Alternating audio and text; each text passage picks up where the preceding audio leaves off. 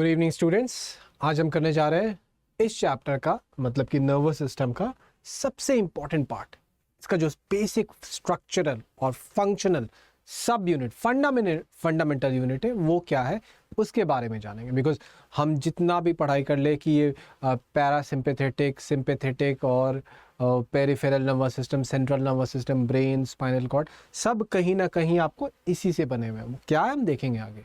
Video start करने से पहले मैं आपको सजेस्ट करूंगा मेरे वीडियो को 1.5 के स्पीड में सुना करें, आपको उसमें भी समझ में आएगा, उसमें आपको ज़्यादा आसानी फील होगी। चलिए देखते हैं आज का चैप्टर में क्या है। Neuron, the structural and functional unit of the nervous system. बहुत लोग इसी में कंफ्यूज कर जाते हैं कि नर्वस सिस्टम न्यूरॉन दोनों एक ही चीज़ है क्या। नहीं, आपको नर्वस सिस्टम जो है वो एक वाइडर मतलब आपको डिसिप्लिन गलत वर्ड हो गया, वाइडर सेट है जिसमें आपको ब्रेन भी आ जाता है, स्पाइनल कॉर्ड, ऑर्गन्स भी आ जाता है। जैसे मान लो आपको मकान होता है, मकान आपको ईंटे से बना होता है, तो जो मकान हुआ वो आपको नर्वस सिस्टम हो गया, और जो ईंटा हो गया वो आपको न्यूरॉन हो गया।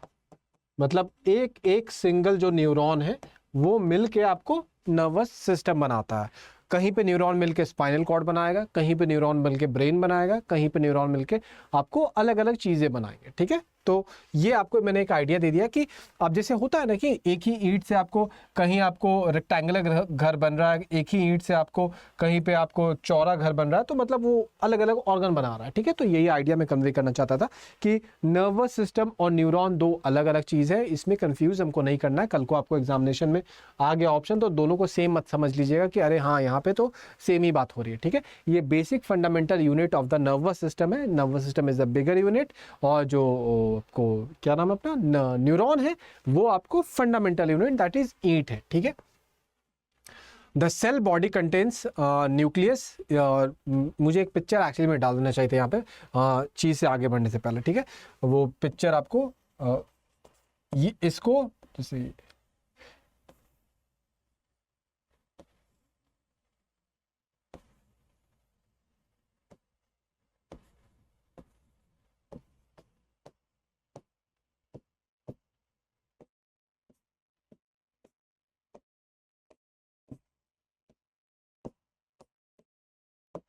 ठीक है, ये अपना है न्यूरॉन। ऑब्वियसली आप डायग्राम से थोड़ा खफा हो सकते हैं, लेकिन मेरी खुद की गलती है, मुझे एक पिक्चर यहाँ पे डालना चाहिए था। ठीक है, इसको कहते हैं सेल बॉडी। ठीक है, ये पूरा न्यूरॉन है। ठीक है, ये मत समझिएगा कि कोई एक पार्ट न्यूरॉन है। ठीक है, ये न्यूरॉन का इस पार्ट को हम लोग बोलते हैं सेल बॉडी। ये उसका न्यूक्लियस है। ये जो आप इसके बाल देख रहे हैं ये इसके डेंड्राइट्स है। ये आपको इन्फॉर्मेशन कलेक्ट करता है इलेक्ट्रिकल सिग्नल में। ये जो अंदर वाला एक पाइप देख रहे हैं ये इसको एक्सॉन कहते हैं। ये ट्रांसमिट करता है, ये जो इलेक्ट्रिकल सिग्नल लिया ये ट्रांसमिट करता है। ठीक है, फिर आपको इसको माइलिन शीथ कहते हैं जो कि इसको प्रोटेक्ट करता है, और यहाँ पे आपको फिर से इंफॉर्मेशन फ्लो कर जाता है। अब दो बाल के बीच में मान लो यहाँ पे फिर से एक ये जो स्पेस है ये समझ लो दो मतलब न्यूरॉन के बीच में, इसको सिनेप्सिस कहते हैं। यहाँ पे भी इंफॉर्मेशन केमिकल फॉर्म के फॉर्म में कन्वे होता है। तो यहाँ इलेक्ट्रिकल आया, यहाँ केमिकल गया, तो ये बातें आपको मैंने एक होलसम वे में बता दी। Cell body contains, cell body जैसे मैंने बोला कंटेन्स न्यूक्लियस, ये न्यूक्लियस हो गया, एंड सेल ऑर्गेनेल, यहाँ पे सेल ऑर्गेनेल भी रहता है इन द साइटोप्लाज्म। ठीक है, सेल ऑर्गेनेल हमने अभी वो सेल वाला चैप्टर किया नहीं है तो आई होप, लेकिन इतना बेसिक तो आपको पता ही होगा। ऐसे आप ग्रेजुएशन लेवल पे थोड़े आ गए हैं कि आपको सेल ऑर्गेनेल के बारे में पता नहीं है। ठीक है, हाँ याद नहीं होगा वो मान सकता हूँ मैं। तो सेल ऑर्गेनेल आपको जो होता है कि सेल के अंदर वाले जो डिफरेंट फंक्शन करने वाले पार्ट्स जो कि अलग अलग काम करते हैं उसको हम लोग ऑर्गेनेल कहते हैं। ठीक है, चलो अब हम लोग आगे बढ़ते हैं कि इसमें और क्या है।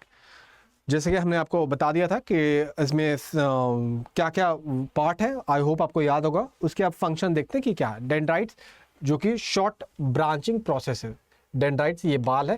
देखो अगर आप देखो तो मैं इसको क्या कहता हूँ कि एक आदमी है जो कि जिसका घुमरैला बाल है, ये उसका शक्ल है, ये उसका ट्रंक है मतलब ये वाला पार्ट है, और ये उसका पैर है। तो ये उस टाइप से है। हम लोग शर्ट कहाँ पे पहनते हैं, तो एक्सॉन के ऊपर पहनते हैं क्योंकि ट्रंक वाला पार्ट है, तो इसको हम लोग माइलिन शीथ कह देते हैं, ठीक है, क्योंकि वो हमारे ट्रंक को बचाता है, शीथ दैट इज बचाता है, ठीक है। तो इसको ऐसे भी आप फिगर को याद रख सकते हैं, क्योंकि इस फिगर पे ही आपको क्वेश्चन आते रहता है कि एक्सन कहाँ पे है, माइलिन शीथ डेंड्राइट को बचाता है कि किसको बचाता है, सेल बॉडी क्या होता है, न्यूक्लियस एक्सॉन में होता है कि कहाँ होता है, तो ऐसे क्वेश्चंस आपको आते रहते हैं, तो फिगर थोड़ा याद रखना हमें इंपॉर्टेंट हो जाता है, ठीक है। अब डेंड्राइट्स आता है, शॉर्ट ब्रांचिंग प्रोसेस है, extend from the cell body. Extend from the cell body क्यों भाई, क्योंकि सेल बॉडी ये है और वहां से ये एक्सटेंड कर रहा है, ठीक है। दे ब्रिंग सिग्नल्स, ये वर्ड याद रखना, सिग्नल, इसको इंपल्स भी कहते हैं, हमने किया हुआ है। इंपल्स समझो क्या होता है कि एक तरह से मैसेजिंग है, और जो तार होता है वो नर्व फाइबर्स होता है, तो आपको तार के थ्रू आपको जैसे करंट फ्लो करता है तो नर्व फाइबर्स के थ्रू इंपल्स फ्लो करता है, ठीक है। तो the bring signals from the receptor, receptor क्या होगा, सेंसरी जो पार्ट होता है हमारे बॉडी के, वहां से ये इंफॉर्मेशन कलेक्ट करके लाता है from the axon endings of another neuron, ठीक है, कि जो अदर न्यूरॉन है, देखो एक तो यहाँ पे हो सकता है, यहाँ पे भी रहेगा, तो ये सेंसरी वाले पार्ट से ले रहा है जो पहला लाइन है, और जो ब्रेन में है मान लो वो दूसरे से कनेक्टेड है, तो वो एक्सॉन से कनेक्टेड रहेगा कहीं ना कहीं, तो वहाँ से भी ला रहा है। तो यही यहाँ पे दो बातें बताई जा रही है, ठीक है। देर मे बी आज मे एस, ये देखो नंबर इसे याद रखने की कोई ज़रूरत नहीं है, बस एक बार पढ़ लिए हो गया और कुछ नहीं, ठीक है। 200 डेंड्राइट पर single in a single neuron, ठीक है, मतलब कि बोल रहा है कि एक न्यूरॉन ये है और उस न्यूरॉन में लगभग ऐसे 200 ये बाल हो सकते हैं, ठीक है, ये बता रहा है। बेसिकली देखो जितना ज़्यादा ये बाल रहेगा उतना ज़्यादा उसके पास इंफॉर्मेशन गैदर करने के लिए आपको मैकेनिज्म है कि अगर जितना ज़्यादा उसको सिग्नल मिले इधर उधर से उतना ज़्यादा वो बेटर परफॉर्म कर पाएगा, ठीक है। तो यही बातें यहाँ पे बताई जा रही है कि आपको इंफॉर्मेशन कलेक्ट करने के लिए उसको अपने आप को ब्रांच आउट करना पड़ता है, ठीक है। Single along as many connection, वही बोल रहा था मैं, connection as possible with the axon endings of the other neuron, जो कि मैंने आप अच्छा यहाँ पिक्चर था यार, थोड़ा सेटिंग में ही गड़बड़ हो गया। चलो पिक्चर ही भी देखते हैं फिर। जैसे ये एक्सॉन एंडिंग है ना, अब मान लो यहाँ से तुमको ये दूसरा वाला नर्व सेल यहाँ पे जुटा हुआ है, तो एक्सॉन एंडिंग से इवेंचुअली ये इंफॉर्मेशन कलेक्ट कर रहा है कि नहीं कर रहा है, तो यही बातें यहाँ पे बताई जा रही है, ठीक है। फिर अ लॉन्ग नर्व फाइबर और एक्सॉन कैरीज, ये लॉन्ग नर्व फाइबर्स और एक्सॉन, फिर इधर आ गया, carries the impulse from the cell body, देखो कैसे सेल बॉडी हो गया, यहां से इंपल्स ले रहा है एक्सॉन, ये क्लियर हो गया। Carries impulse cell body towards the terminal branches, terminal branches क्या हो गया यहाँ पे, मतलब कि इंफॉर्मेशन यहाँ से कलेक्ट कर रहा है, यहाँ से फ्लो कर रहा है और यहाँ पे एग्जीक्यूट करेगा, क्या करेगा देखेंगे। Towards the terminal branches which may either pass on the impulse to another neuron, क्यों भाई देखो ये भी तो यहाँ पे फिर कोई न्यूरॉन से कनेक्ट हो सकता है जो कि ये वाला इंफॉर्मेशन फिर इसको पास ऑन कर देगा, ठीक है, ये बातें यहाँ पे हो रही है, ठीक है। टू द अनदर न्यूरॉन और इनटू द मसल्स और ग्लैंड, ठीक है। अब आपके ग्लैंड में भी तो ये पहुंचा हुआ है, आपके मसल्स में भी तो पहुंचा हुआ है, इवेंचुअली जो हम लोग पढ़ते आए हैं अभी तक, इफेक्टर बोल रहे हैं, एफरेंट एफरेंट, वो सब आपके सिर्फ ब्रेन का ही पार्ट हो रहे हैं, आपके हर स्किन में हर बॉडी में अलग अलग जगह पे फैला हुआ है, ठीक है। तो वही बातें यहाँ पे हो रही है कि आपको वहां पे भी इंफॉर्मेशन ये पहुंचाता है, ठीक है। Bring about the required action, क्यों, क्योंकि इवेंचुअली उसको इंफॉर्मेशन कलेक्ट करना है और फिर कोई एक्शन को एग्जीक्यूट करवाना है, ठीक है। सिनेप्सिस क्या, देखो is the point of communication, is the point of communication, मतलब कम्युनिकेशन जैसे बोल रहे हैं वो दो आदमी में होता है, मतलब कि यहाँ पे दो न्यूरॉन के बीच में बात हो रही है, मतलब सिनेप्सिस दो न्यूरॉन के बीच का is the point of communication between one nerve cell and the another और between the nerve cell and the muscles, ठीक है। मतलब देखो बेसिकली आपको जब भी इंफॉर्मेशन कन्वे करना है आइदर किसी दूसरे नर्व सेल को, जहां पे हम लोग एक सीढ़ी के ऊपर एक सीढ़ी के ऊपर एक सीढ़ी लगा रहे हैं, या मसल्स को मतलब बोलना है, क्योंकि इवेंचुअली जब हम लोग बोलते हैं कि मसल्स मूव करो, तो ये मूव लास्ट में तो कोई ऐसा पॉइंट आता होगा ना जहां पे एक लास्ट नर्व सेल आपको मसल्स को बोलता होगा कि तुमको ये काम करना है, ठीक है। तो वो बातें यहाँ पे बोल रही है, ठीक है। शीद जो कि मैंने आपको बताया था, चलो दिखाई दे रहा हूं फिगर में, इसको कहते हैं शीद, ठीक है, लिखा होगा फिर ये शीद, इसको माइलियन शीद बोलते हैं, क्या पता ये क्यों मेड्यूलरी शीद लिखा हुआ है। अच्छा ये अंदर वाला पार्ट दिखा रहा, ऊपर वाले को माइलिन शीथ बोलते हैं, ठीक है, गूगल के डायग्राम है भाई। Sheath of fatty material myelin, वही जो मैं बोल रहा था, myelin often covers the axon, जो कि एक्सॉन वाला बात था, and such nerve fibres are called medullated और माइलिनेटेड। अच्छा ये इसका दूसरा नाम है भाई, बोला कि ये नाम कहाँ से आ रहा है, हाँ माइलिनेटेड फाइबर्स, ठीक है, तो इसको हम लोग बोल रहे हैं माइलिनेटेड फाइबर, ठीक है, जब आपको ये एक्सॉन कवर्ड हो जा रहा है माइलिन शीट से, ठीक है। तो ये आपको आइडिया इसके स्ट्रक्चर का आई होप आपको लग गया होगा, क्योंकि इसके स्ट्रक्चर पे क्वेश्चंस आते हैं। सेल बॉडी में क्या होता है, उसमें न्यूक्लियस कहाँ होता है, डेंड्राइट्स का काम क्या है, फिर एक्सन का काम क्या है, माइलिन शीट कहाँ होते हैं, एक एक्सन और न्यूरॉन आपको इंटरैक्ट करता है कि नहीं करता है, सिर्फ न्यूरॉन से इंटरैक्ट करता है या मसल से इंटरैक्ट करता है। तो ये ऐसे जो जितने क्वेश्चंस मैंने आपको दिए इसके आंसर्स आपको आने चाहिए, ठीक है। ये हो गया ना, हाँ ये हो गया। फिर आता है conduction of nerve impulse along the neuron and over the synapses. देखो यहाँ पे दो बातें हो रही है, conduction of the nerve impulse, ये समझो क्या है, करंट टाइप का चीज है जिसको हम लोग इम्पल्स बोलते हैं, ठीक है बस। फिर अलोंग, एक पार्ट अलोंग मतलब कि उस नर्व सेल, मतलब कि इस नर्व सेल में कैसे कंडक्शन हो रहा है, एंड ओवर द सिनेप्सिस, मतलब यहाँ पे एक और नर्व सेल नीचे होगा या मसल्स होगा, तो यहां से यहां तक कैसे जा रहा है, तो ये बोल रहा है कि ये दो टाइप के कंडक्शन होता है। ये कैसे होता है, ये यहां पे बातें हो रही है, ठीक है। The conduction of nerve impulse through the nerve fibres is electrical in nature. ये मेन, इतना मैं आपको डिटेल बता रहा था इस दो लाइन के लिए, यहाँ पे बातें आती हैं। जब उसके अंदर हो रहा है तो फाइबर के अंदर ये इलेक्ट्रिकल इन नेचर है, और जब आपको the one through the synapses, जहां पे दो कॉन्टैक्ट पॉइंट होता है, वो केमिकल इन नेचर है। तो ये याद रखिएगा, ये बहुत इंपॉर्टेंट पॉइंट है, यहाँ पे बहुत लोग गलती कर जाते हैं, तो ये हमें याद रखना है, ठीक है। फिर along the neuron electrical signalling. देखो इस प्रोसेस को मैंने लिख दिया है क्योंकि समझने में ईजी हो, लेकिन जानना नहीं है। ये आपको एग्जामिनेशन में नहीं आने वाला, कभी नहीं आने वाला, ठीक है। तो बस पढ़ के सीख लो, लेकिन इसको याद नहीं करना, ठीक है। इलेक्ट्रिकल सिग्नलिंग, जब मैं बोलता हूँ ना पढ़ के सीख लो, इसको लिखना याद नहीं करना, इसका मतलब ये होता है कि अगर आप अपने कॉपी में नोट्स बना रहे हैं तो इसका नोट्स आप मत बनाओ, इसका कोई ज़रूरत नहीं है। अगर आप भूल गए तो कोई दिक्कत नहीं है, क्योंकि नहीं आने वाला है। लेकिन अगर एक बार पढ़े हुए हो तो चीज़ें स्ट्रक्चरली आपको याद रहती हैं, इसीलिए इसको मैं निकालता नहीं हूँ, नहीं तो फिर वो रटने वाला बात हो जाता है। इलेक्ट्रिकल सिग्नलिंग, द ट्रांसमिशन और movement of one into another, that is dendrite से एक्सॉन तक जा रहा है जो, of the nerve impulse through the nerve fibre is electrochemical in nature. क्यों? क्योंकि इलेक्ट्रो पहला वाला पार्ट होता है इसके अंदर में, और केमिकल जब सिनेप्सिस वाला पार्ट होता है तो वो इलेक्ट्रोकेमिकल वाला नेचर होता है, इसलिए टोटल प्रोसेस में इलेक्ट्रोकेमिकल हो गया, ठीक है। It is not simply a flow of electron through the electric wire. ये समझाने के लिए बताया जा रहा है कि ऐसा मत समझना कि उसमें बस इलेक्ट्रॉन फ्लो कर रहा है इसीलिए वहाँ पे इलेक्ट्रिकल करंट फ्लो कर रहा है, ऐसा नहीं है। But it travels as wave of depolarization. ये एक टर्म है, बस जान लो, आएगा नहीं लेकिन बस जान लो। होता क्या है कि आपको जो हम लोग जितना एलिमेंट्स मिनरल्स खाते हैं, सोडियम पोटाशियम ये सब, वो यहाँ पे इवेंचुअली काम करने वाला, वो कैसे काम करने वाला वो यहाँ पे आप देखिएगा, ठीक है। In normal resting condition the outside of the nerve fibre carries positive charge.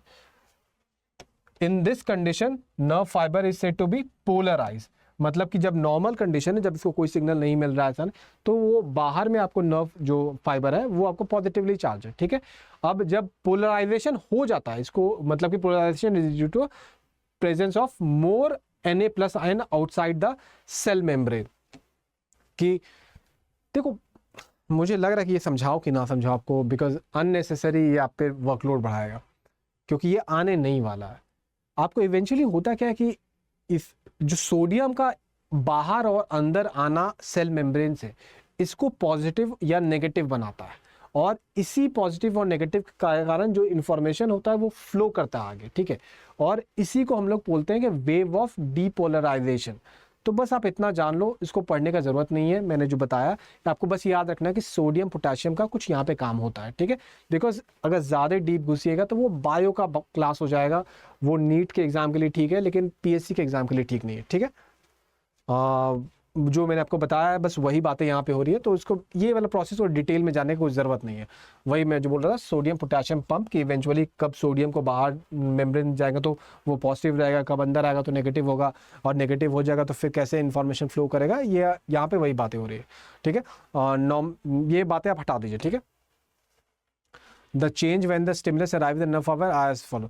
अब वही बातें बताई जाएंगे कि जो हमने पहले क्या अभी क्या कहा कि डीपोलराइजेशन को एज ए प्रोसेस पढ़ा है। ठीक है, और उसको कि अब देखेंगे कि मान लो अब स्टिमुलस हो गया तो अब डीपोलराइजेशन आपके बॉडी में कैसे काम करता है वो यहाँ पे डिस्कशन होना शुरू होगा। तो वो क्या है देखते हैं। लेकिन ये सब इंपॉर्टेंट नहीं है, ये याद रखिएगा। ठीक है, the change when a stimulus arrives, stimulus क्या होता है, वो चीज़ जो आपके बॉडी में कोई चेंज ला सके उसको स्टिमुलस कहते हैं। वो आपको एक कुत्ता हो सकता है, वो आपके ऊपर बरसात हो सकता है, वो आपके ऊपर किसी का बर्थडे का केक हो सकता है, बेसिकली आपके बॉडी में वो कोई चेंज ला सके। ठीक है, stimulus arrives at the nerve fibres are as follows. ठीक है, axon membrane at the spot becomes more permeable to Na+, मतलब कि जैसे आपने किसी कुत्ता को देखा, मतलब कि वो चीज़ आपके बॉडी में चेंज ला सकती थी, तो आपका जो एक्सॉन वाला पार्ट है मेम्ब्रेन वहाँ पे जो है वो आपको परमिएबल हो जाएगा सोडियम को इन या आउट ले जाने के लिए, which move inward, sodium inward आता है क्योंकि नॉर्मल कंडीशन में वो हमेशा बाहर था, ये हमने देखा था। ठीक है, एंड ब्रिंग अबाउट डीपोलराइजेशन और localize change of charge from positive to negative on the spot. मतलब कि पहला क्या हो गया कि जो नॉर्मल कंडीशन में वो आपको पॉजिटिव कंडीशन में था, वो सोडियम के अंदर जाने के कारण अब क्या हो गया, वो नेगेटिव हो गया है। This point of depolarization itself becomes the stimulus, मतलब कि जैसे नेगेटिव सोडियम अंदर गया तो वो पार्ट नेगेटिव हो गया, तो उसके बाद वाले पार्ट को लगता है कि अरे पहले तो यहाँ सोडियम था ही नहीं, तो मतलब कुछ चेंज हुआ है, तो अब ये लोग के लिए ये सोडियम का अंदर आना एक स्टिमुली हो जाएगा, तो ये लोग भी अपने में चेंजेस करने लगेंगे, और यही वेव ऑफ डीपोलराइजेशन। तो the point of depolarization itself becomes the, जब पॉइंट ऑफ डीपोलराइजेशन बोलते हैं मतलब क्या हुआ कि जहाँ पे सोडियम आपको अंदर चला गया था, जो नेगेटिव कर दे रहा है बाहर को, for the adjoining areas of the membrane which turn becomes depolarized. ठीक है, meanwhile the previous area becomes repolarized. अब जहां पे सोडियम पहले आया था ये वो क्यों आया था, स्टिमुली के कारण आया था, इसको अंदर आया, ये पहले इधर वाले लोग को नहीं पता था, तो इन्होंने देखा तो ये लोग भी अब डीपोलराइज हो गए। अब ये जैसे होते हैं तो ये वाला जो पहले वाला एरिया था रीपोलराइज, मतलब कि फिर से बाहर पॉजिटिव हो जाता है, मतलब कि अपना मैसेज दिया, फिर मैसेज दिया, फिर मैसेज दिया और आगे बढ़ जाएगा। ठीक है, meanwhile the previous area becomes repolarized due to the active movement of sodium ions to the outside of the membrane by means of what is called sodium pump, and now the fiber is ready for the next wave of depolarization, जो ही मैंने आपको अभी समझाया।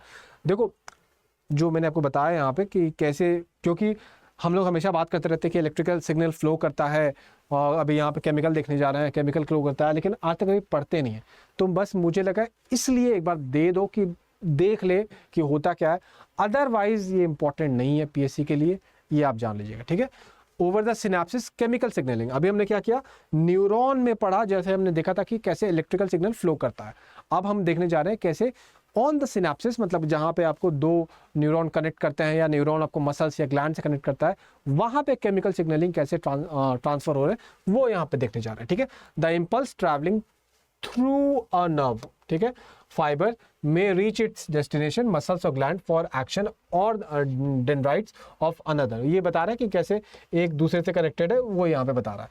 The meeting is called, वही जो meeting point है वो सिनेप्सिस बोलते हैं। यहाँ तक तो क्लियर था हम लोग का। द ट्रांसमिशन ओवर सिनेप्सिस, ये मेन लाइन है, हम लोग देख चुके हैं, केमिकल प्रोसेस है। As the impulse reaches the terminal end, मतलब कि हमारा वो नीचे एक्सन में पहुंच चुका है, ये कैसे पहुंचा, इलेक्ट्रिकल सिग्नल के through. The following event occurs, a chemical, बस ये नाम जान लो और कुछ नहीं, a chemical acetyl choline is released by the end of the axon. Acetylcholine stimulates the next neuron to the start new impulse. Acetylcholine is soon broken down to make the synapse ready for the next transmission. देखो वही चीज़ हो रही है जो electrical वाले में हुआ था, लेकिन यहाँ पर डिफरेंट तरीके से हो रही है कि आपको यहाँ पे एक्सॉन था, वहाँ पे करंट पहुँच चुका है, अब वो क्या करता है कि एसिटिलकोलाइन दैट इज केमिकल को रिलीज करता है। ठीक है, अब ये केमिकल क्या होता है कि दूसरे वाले जो बगल में डेंड्राइट्स है उसमें इंड्यूस करता है फिर से वही इलेक्ट्रिकल सिग्नल जो कि हम लोग ऊपर प्रोसेस पढ़े थे। तो ये बातें बस हम लोगों को क्लियर होना चाहिए और कुछ नहीं कि सिनेप्सिस पे केमिकल्स के थ्रू हो रहा है। In case of axon ending are branched and contact with dendrites of another neuron, the impulse will travel through them, all or none principle will. बस देखो ज़्यादा हम लोग डिटेल में नहीं जा रहे हैं कि एग्जैक्टली क्या हो रहा है, हमने बस ये देख लिया इलेक्ट्रिकल एक्सॉन में कैसे फ्लो कर रहा है। तो आपको सोडियम पंप एक जो प्रोसेस था, जब बाहर था तो पॉजिटिव था, अंदर आ तो नेगेटिव हो रहा है, उसके कारण फिर सीरीज ऑफ वेव डीपोलराइजेशन हो रहा है जो उसके थ्रू फ्लो हो रहा है आपको, ठीक है, करंट। जबकि इवेंचुअली वो एक्सॉन पे पहुंचता है तो दूसरे न्यूरॉन पे आपको उसको कनेक्ट करने के लिए केमिकली इंटरैक्ट करना पड़ता है। वो केमिकली कैसे इंटरैक्ट करता है, तो वो आपको एसिटिल कोलाइन आपको इसके थ्रू करता है। ये क्या करता है ये हमारा काम नहीं है, ये बहुत ज़्यादा डीप बायोकेमिस्ट्री हो जाएगा, इसलिए इस पार्ट को मैंने काट दिया। बस हमें इतना पता होना चाहिए कि कहाँ पे क्या हो रहा है, ठीक है। ये आपको है अलग अलग आपको मेडिकल डिवाइसेस जो कि इवेंचुअली कैसे मेजर करते हैं। क्यों दिया मैंने यहाँ पे, क्योंकि ये ब्रेन का मेडिकल डिवाइसेस है, क्योंकि ये कहीं ना कहीं हमारे वही न्यूरॉन सेल्स, इनके ओरिएंटेशंस और इनके जो कॉन्स्टिट्यूएंट्स है उनको नापता है। तो इसीलिए इसको मैंने दे दिया था, ऑब्वियसली बुक में था इसीलिए भी दिया था, ठीक है। तो ये क्योंकि मैंने बहुत सारा MCQ चलाया हुआ है जिसमें मैं आपको करता हूँ medical device, MCQ on medical devices, तो उस पार्ट में मैंने इस सारे को कवर किया हुआ है। तो मैं इसलिए रिपीट नहीं करूँगा कि CT स्कैन क्या होता है, फिर आपको क्या PET स्कैन क्या है, NMRI क्या है। तो आप एक बस रीड मार लीजिएगा कि ये क्या है, अदरवाइज ये आपको फिर से मेरा रेपिटेशन हो जाएगा कि अननेसेसरी टाइम वेस्ट होगा इस क्लास का, ठीक है।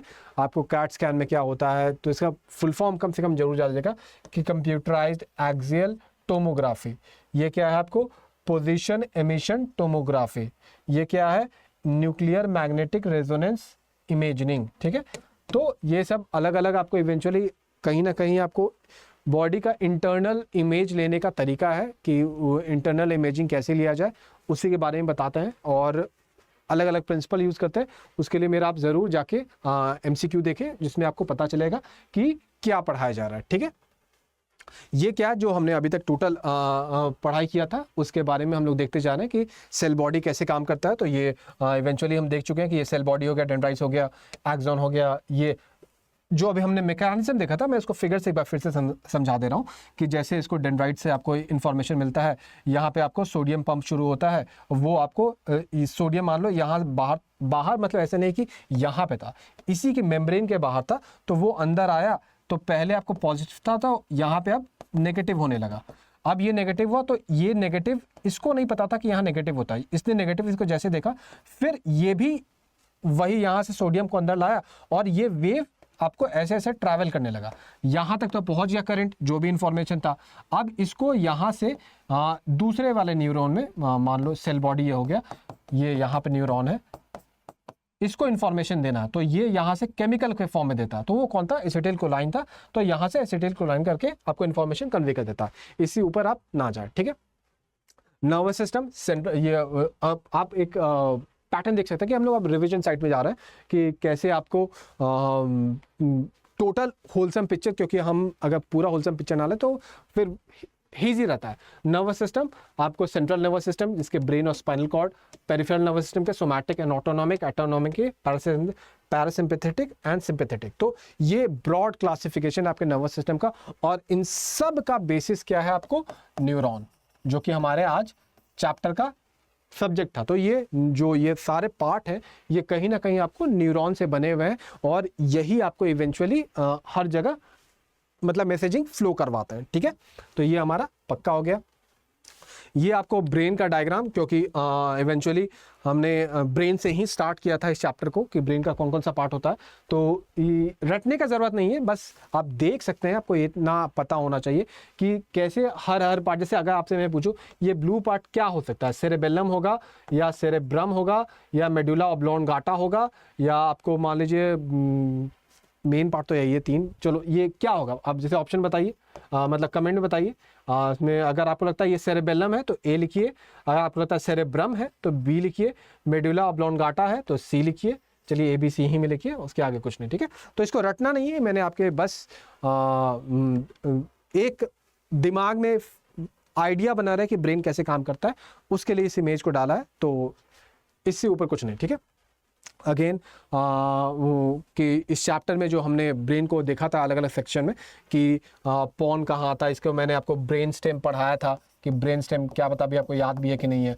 ब्रेन स्टेम में 3 पार्ट होते थे, तो वो क्या क्या थे, तो मिड ब्रेन थे, आपको पॉन था, तीसरा क्या था, मेडुला ऑब्लोंगाटा। तो क्या था पहला मिड ब्रेन, फिर पॉन, फिर मेडुला ऑब्लोंगाटा। इसको आपको याद कैसे दिलाया था मैंने, तो आपको ब्रेन स्टेम को ऐसे याद दिलाया था कि देखो पॉन का स्पेलिंग होता है P ऑन, मतलब कि दिस इज ऑन समथिंग, मतलब कि इतना तो हम समझ गए ब्रेन स्टेम में ये लोएस्ट नहीं हो सकता because it is on something. अब ऑन में आपको ये टॉप पे भी, मतलब कि इस तीनों में मिड ब्रेन की जगह भी हो सकता है या सेकंड में भी हो सकता है। तो ये कैसे याद करें, तो क्योंकि इसका नाम मिड ब्रेन है तो हम इतना जानते हैं कि ये वाला पार्ट, ब्रेन वाला पार्ट जो हमारे इमेज में होता है, ये हमेशा ऊपर में रहता है, ये सबके ऊपर रहता है।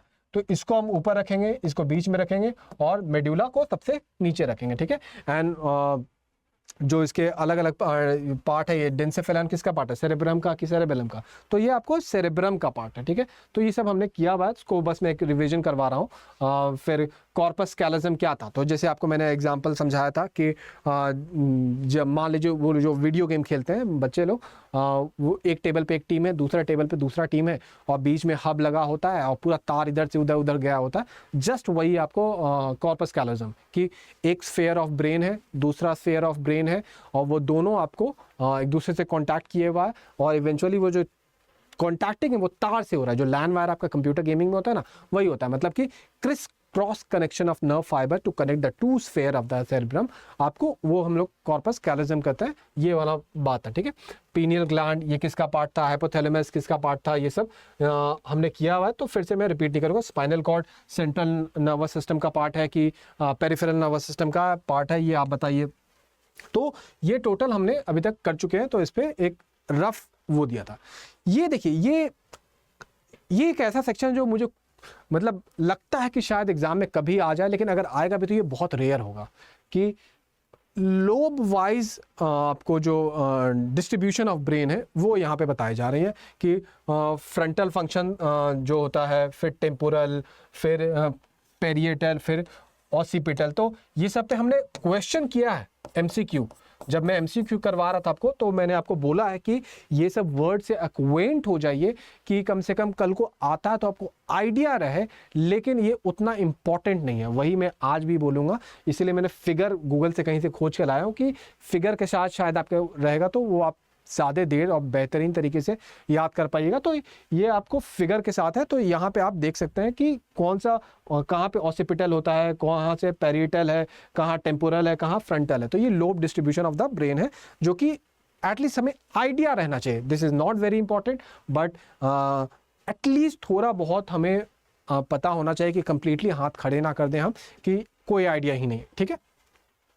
अब आता है एक थोड़ा सा नया टॉपिक कि रिफ्लेक्स एक्शन क्या होता है, ठीक है। इसको हम लोग मतलब और भी एक्सप्लोर करेंगे, लेकिन पहले बेसिक डेफिनेशन देख ले रहे हैं। तो reflex action is automatic, main यही वर्ड है और कुछ नहीं। Quick and involuntary action in the body brought out by stimulus. मतलब वही गर्म चीज छुआ, आपका हाथ अचानक से वहां से पीछे हो गया, तो क्या आपने उसके लिए डिसीजन लिया? नहीं, वो बस आपको आदत था लेने का। अब कोई बच्चा है, ठीक है, बच्चा नहीं, अब जनरली देखे होगा जानवर में, जैसे देखो कि कोई हिरन है और जन्म लिया, उसको पता भी नहीं है कि तेंदुआ क्या होता है और वो उससे शायद भागने लगेगा। तो वो क्यों भाग रहा है, उसको कैसे पता है कि ये मुझे मार सकता है? तो कुछ ना कुछ ये रिफ्लेक्स हमारे अंदर पहले ही से इनबिल्ट होता है और कुछ हम लोग सीखते हैं। जैसे इलेक्ट्रिसिटी जब स्पार्क करने लगता है तो हम लोग उसको देख के दूर क्यों चले जाते हैं? कहीं ना कहीं हमें ये पता होता है कि वो जैसे स्पार्क करेगा वो हमारे लिए खतरा हो सकता है, तो वो लर्नड बिहेवियर है, ठीक है। तो वो रिफ्लेक्स हमारा क्या कि जैसे ऐसा हुआ तुरंत भागो, ठीक है। तो ऐसा ये चीज़ जो बॉडी का रिस्पॉन्स आए तब जब ऐसा सिचुएशन वहाँ पे बना हुआ हो जो कि हमारे लिए खतरा हो सकता है, तो वो लर्नड और नेचुरल में डिस्ट्रीब्यूटेड है। जैसे सैलिवेटिंग का एग्जांपल लिया गया है यहाँ पे कि आपने केक देखा, अब आप जन्मते हुए तो केक नहीं जानते हो ना, आपने 2-3 बार केक खाया हुआ है, तभी आपको पता कि वो मुझे पसंद है। अब केरला को देख के तो आप सैलिवेट नहीं करते हो। तो ये जो ये आपको रिफ्लेक्स एक्शन है, ये आपको लर्नड रिफ्लेक्स एक्शन है। और जो मैंने आपको कुछ बताया कि आपको गर्म वाला चीज़ वो आप तुरंत अपने आप हटा लोगे, ठीक है। अब रिफ्लेक्स एक्शन का वही जो बातें हैं वो सिंपल और कंडीशन, कि ये केक वाला एग्जांपल हो गया सिंपल, जो कि बस नेचुरली होता है। तो बस एक डेफिनेशन पढ़ लेते, because there is nothing to know specifically about it, but क्योंकि मैंने आपको ऑलरेडी आइडिया दे दिया डिस्टिंग करने के लिए। लेकिन होता क्या, देख लेते हैं। The two example of reflex action given above are basically different. The first one is inborn और नेचुरल, जो कि मैंने आपको बताया, वही गर्म छूने वाला, which did not require previous learning, main ये बात था। और such reflexes are called simple reflexes. The other example is the outcome of the repeated experience, वही केक वाली बात, या मान लो आपको डॉग ही है। जैसे आप देखना बच्चे जो होते हैं आपको जनरली कुत्ते के साथ बड़े आराम से घुल मिल जाते हैं, लेकिन जितने बड़े लोग हो जाते हैं वो थोड़ा डरते हैं, ठीक है। क्यों? क्योंकि वो लर्न बिहेवियर है, ठीक है। तो the other example of the outcome repeated experience, here the brain actually remembers the taste of the food, वही केक वाली बात है, तो इसमें फिर से रिपीट नहीं करना है। Simple reflex, quick closing of the eyelids on noticing an object suddenly approaching the eye. अब ये देखो, जैसे होता है ना धप्पा, तो आप धप्पा जैसे होता है वैसे ही आपका क्या होता है कि आंखें आपका बंद हो जाता है, उस टाइप का जो भी इवेंट है। आप यूट्यूब वीडियो देख ले, वो सब वीडियो नहीं होता जो अचानक से आपको एक बॉल मारेगा और आपके स्क्रीन पे लगेगा कि आपको एकदम स्क्रीन टूट गया आपके फ़ोन का। तो वो जो वीडियो होता है उसमें आपका आँख ऐसे झुक जाता है। तो ये आपको कोई बताया नहीं है करने के लिए, ये आपका बॉडी बस ऐसे लर्नड है, ये इसको पता कि मुझे क्या करना क्या। तो ये आपको आ जाएगा सिंप्लेक्स रिफ्लेक्स में, ठीक है। और दूसरा आता है कंडीशन रिफ्लेक्सेस। ये क्या होता है कि आपने वही जो जैसे कि कार आपके सामने आ गया, तेजी से आ रहा है, तो आप क्या करोगे, नहीं भाई रोड अभी क्रॉस नहीं करना है, उस कार को पास कर जाना। तो ये कैसे किया, ये कंडीशन था। तो वैसे ही यहाँ पे एग्जांपल दिए हुए और आप देख सकते हैं, ठीक है। फिर आता है mechanism of the reflex action. Some reflexes are brought about the through the brain, cerebral reflexes such as closing of the eyelids due to the approach of the वही पहली वाले, and while others are brought about the spinal cord। ये main point है कि ऐसा नहीं है कि ये सिर्फ ब्रेन कर रहा है, कुछ कुछ रिफ्लेक्सेस होता है जो स्पाइनल कॉर्ड ही इसको डील कर लेता है, रादर देन वो ब्रेन से परमिशन मांगे। तो ये बात आपको पता होना चाहिए, ठीक है। अब यहाँ पे बोल रहा है कि in this there are 5 necessary part. अब आपको ये सीक्वेंस समझाएगा कि कैसे कैसे ये काम कर रहा है। इसको टफ मत समझिए अभी, क्योंकि हमने efferent, efferent, central nervous system, peripheral nervous system, ये सबको इतना पढ़ चुके हैं कि अब ये वाला सीक्वेंस जो है ना आपको तुरंत समझ में आ जाएगा। देखते हैं कि वो सीक्वेंस क्या है, ठीक है। तो देखो, पहले ऑब्वियसली जब मैं आपको वो लर्नड हो या नेचुरल हो, मतलब कि आपका सिंपल वाला हो या आपको दूसरा वाला हो, ठीक है। तो दोनों केस में आपको पहले तो कोई स्टिमुलस आपके सामने आएगा तभी तो आप चीज़ों को समझिएगा। अब स्टिमुलस पहले सामने आएगा मतलब कि पहले हमें सेंस जो होता है वो फील होना चाहिए। यहाँ पर प्रिक और हीट को एग्जांपल लिया, ठीक है। मतलब कि receptor of the sensory organ, वो आईज का हो सकता है या स्किन का हो सकता है, ये चीज़ों को पहले पहचानता है, ठीक है। द एफरेंट, जैसे कि हमने देखा था एफरेंट क्या होता है, आपको सेंसरी ऑर्गन से सेंट्रल नर्वस सिस्टम के पास जाता है।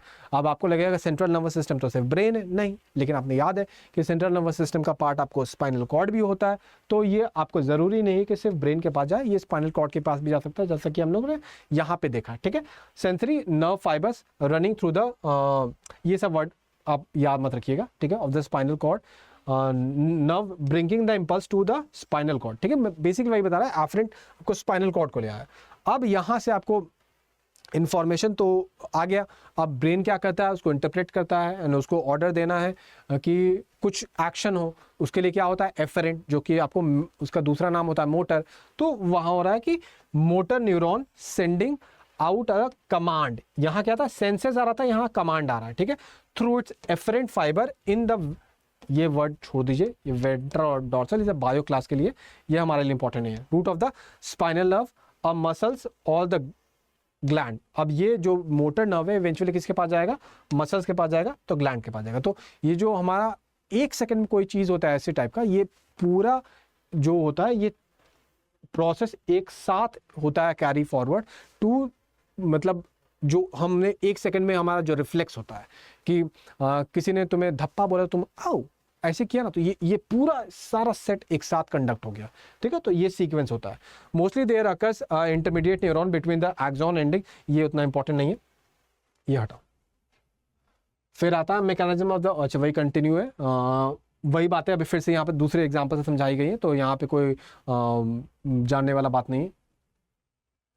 फिर sense organs are the organs through which we sense or detect the, ये चैप्टर, ये वाला पन्ना मैंने इसलिए दिया क्योंकि ये बहुत हम लोग बड़े बड़े चीज़ पढ़ जाएंगे, neuron, cell body, axon, dendrite, और लास्ट में पूछ दिया जाएगा कि सेंस ऑफ ऑर्गन क्या है, तो आदमी को पता नहीं रहेगा, ठीक है। तो मुझे लगा कि ये भी चैप्टर का पार्ट होना चाहिए कि बेसिक आइडिया कवर कर लो, नहीं तो पता चलेगा कि आदमी को यही नहीं आंसर पता है।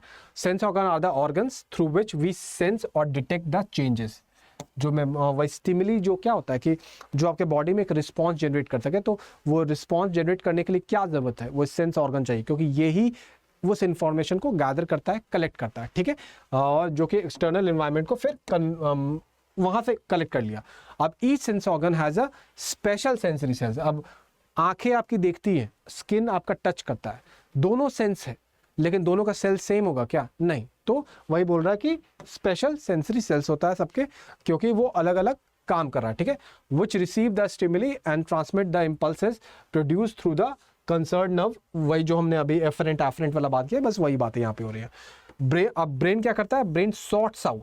सॉर्ट्स कैसे करता है कि अब जो सिग्नल मिला वो पहचानेगा, अच्छा ये सेल से मिला, अच्छा ये सेल से मिला, मतलब कि यहाँ से इंफॉर्मेशन आ रहा है, तो बेसिकली इंटरप्रेट करता है, कैलकुलेट करता है कि मुझे इस इम्पल्स का करना क्या, ठीक है। एंड अगर बताओ, अभी जैसे मैं आपसे क्वेश्चन पूछूं कि इंटरप्रेट कर लिया, बताओ आगे क्या करेगा, तो फिर वही वो मोटर नर्व को एक्टिवेट करेगा कि तुम जहाँ से इंफॉर्मेशन आ रहा है वहाँ पे मसल्स या ग्लैंड को बोलो कि ऐसा काम करने के लिए इवेंचुअली हमें रिलीज करना है या नहीं करना है, ठीक है। तो ये बातें यहाँ पे हो रही है, यही बातें यहाँ पे बताई गई कि interprets and then transmit the message की आपको क्या करना है, रिस्पॉन्स क्या करना है। In human there are typically 5 sense, ये आपको पता है, ये बचपन से पढ़ते आ रहे हैं, इसमें कुछ बताना नहीं है। तो आई होप आपको आज के क्लास में मैं काफ़ी चीज़ बता पाया हूँ, और क्योंकि हमारा ये काफ़ी लंबा क्लास चलते आ रहा है, तो मैं बीच बीच में रिवीजन वाले भी एस्पेक्ट डालते रहता हूँ, कि जैसे आज ये ब्रेन वाला पार्ट को मैंने डाला था, और जहाँ पे मैं आपको बोलता हूँ कि इस चीज़ का उतना इंपॉर्टेंट नहीं है, इंपॉर्टेंस नहीं है, इस चीज़ को आप इग्नोर कर सकते हैं, तो वो चीज़ को मानिएगा, उसको बस एक रीड ज़रूर कर सकते हैं कि समझने के लिए क्या है, लेकिन उस पर हमको एग्जामिनेशन वाइज ध्यान नहीं देना, उसको मेमोराइज नहीं करना है। और जैसे आज हमने मैकेनिज्म पढ़ा आपको, वो केमिकल वाला एंड इलेक्ट्रिकल सिग्नल वाला, वो बस आज जब भी पढ़े, आप दोपहर पढ़ रहे हैं, आप शाम में पढ़ रहे हैं, बस उसी समय के लिए, उसके बाद उसको कभी मत जानिएगा, बिकॉज अगर आप बायो स्टूडेंट हैं तो ठीक है, अदरवाइज नहीं तो उसका कोई ज़रूरत नहीं है, वो अननेसेसरी है। बस वो मैं इसलिए इंक्लूड करता हूँ अपने स्लाइड में, क्योंकि बहुत सारा टॉपिक हम बात करते आ रहे हैं, इलेक्ट्रिकल सिग्नल और फिर केमिकल सिग्नल, और पता ही नहीं कि यहाँ पे कुछ हो क्या रहा है, ठीक है। तो उसको बस आपके थॉट प्रोसेस में एक ब्रिज बनाने के लिए मैं इंक्लूड कर लेता हूँ, अदरवाइज उसका कोई इंपॉर्टेंस नहीं है। उसको आप पढ़िएगा, समझिएगा, फिर ये तो नहीं कहूँगा कि भूल जाइएगा, लेकिन हाँ, उस पर हमको ज़्यादा अपनी एनर्जी मतलब बर्बाद नहीं करनी है, ठीक है। तो जैसा कि हमने देखा कि आज हमारा टॉपिक था आपको न्यूरॉन, जो कि बेसिक स्ट्रक्चरल और फंक्शनल पार्ट है आपको हमारे पूरे नर्वस सिस्टम का, और आप समझ पाए होंगे कि न्यूरॉन और नर्वस सिस्टम में क्या फ़र्क है, और आपको नर्व फाइबर्स क्या होते हैं, न्यूरॉन क्या होते हैं, तो ये भी आप समझ पाए होंगे। तो आई होप आपको ये क्लास अच्छा लगा होगा। वो डायग्राम जो हमारा है, सेल बॉडी, डेंड्राइट्स, फिर एक्सॉन, माइलिन शीथ, और ये वाला डायग्राम ज़रूर अच्छे से याद करिएगा कि कहाँ पे क्या होता है, उस पर बहुत सारे क्वेश्चन आते हैं, तो ये आपको पता होना चाहिए। चलिए तब मिलते हैं अगले क्लास में, कुछ करेंगे हम लोग MCQ प्रैक्टिस, क्योंकि हम लोग के 3-4 थ्योरी वाले क्लास हो गए, आप अगर इसको MCQ से कंप्लीट ना करें तो हमें चीज़ें याद नहीं रहेंगे। चलिए मिलते हैं अगले क्लास में। दिवाली का समय आ गया है, एंड डेफिनेटली इसका मतलब ये है कि हम अपने सारे फन एक्टिविटी में इन्वॉल्व हैं। Fun activity, shopping, playing around, moving around with friends, going to our relatives, it could be anything, ठीक है। ये आपको होता है। होता क्या है इस समय कि हमारी पढ़ाई थोड़ी इसमें नीचे चली जाती है, और यही हमारा होता भी, इसमें कुछ गलत भी नहीं है यार, साल में कितनी बार आपको ऐसा फेस्टिवल आता है, तो ये सही बात है। लेकिन इससे हम और बेटर कैसे बना सकते हैं, अगर हम इस समय एक ऐसा डिसीजन ले ले जो कि हमारे इवेंचुअली आपको प्रोसेस को ठीक बना दे। अब हमें पता है फेस्टिवल के बाद हम आपको एग्जामिनेशन को, पढ़ाई को एकदम सीरियसली फिर से पिकअप करेंगे, लेकिन फिर से हमारे पास अभी जो हमें ऑफर मिल रहा है वो अवेलेबल नहीं रहेगा। तो क्यों ना हम एक ऐसा डिसीजन मेकिंग करें, अगर हमें एग्जाम देना है, दैट इज पहला कंडीशन, ये तो आप डिसाइड करोगे, अगर देना है तो क्यों ना कोर्स अभी ले ले, ताकि हम भले पढ़ाई 3 दिन बाद स्टार्ट करें, 6 दिन बाद स्टार्ट करें, लेकिन कोर्स का प्राइस में जो हम उस समय नॉर्मल प्राइस पे खरीदेंगे वो अभी छोटे प्राइस पे खरीद ले। क्या है वो प्राइस? Let's see. वो प्राइस है 11,999। आपको PRJ लाइव कोड से आपको ये प्राइस इजीली अवेलेबल हो जाएगा 11,999 में, जो कि नॉर्मल प्राइस से काफ़ी कम है। And I think you should buy it, because अगर आपको ये कोर्स दिसंबर में खरीदोगे, जनवरी में खरीदोगे, फरवरी में खरीदोगे, तो उस दिन अफसोस आएगा कि यार ये उस समय इतने चीप प्राइस पे मिल रहा था तो उसी समय क्यों नहीं ले लिया। और हमारा फ़र्ज़ था कि आपको ये इन्फॉर्मेशन दे दिया जाए ताकि आपको ये ना हो कि हमें बताया ना गया। ठीक है, चलिए तब